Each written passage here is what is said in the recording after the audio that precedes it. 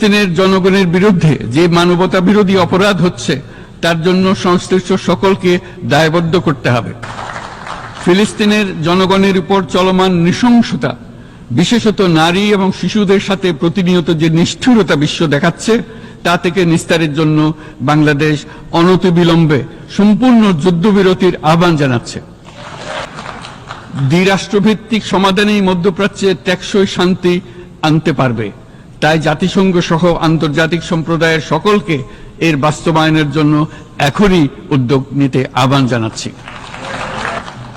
গত 2.5 বছর ধরে ইউক্রেনে চলমান যুদ্ধে বহু মানুষ প্রাণ হারিয়েছে। এই যুদ্ধের প্রভাব সর্বব্যাপী, এমনকি বাংলাদেশের অর্থনীতিতেও এর নেতিবাচক প্রভাব আমরা অনুভব করছি। আমরা তাই উভয় পক্ষকে সংলাপে বসে বিরোধ নিরসনের মাধ্যমে যুদ্ধের অবসান ঘটানোর আহ্বান জানাচ্ছি।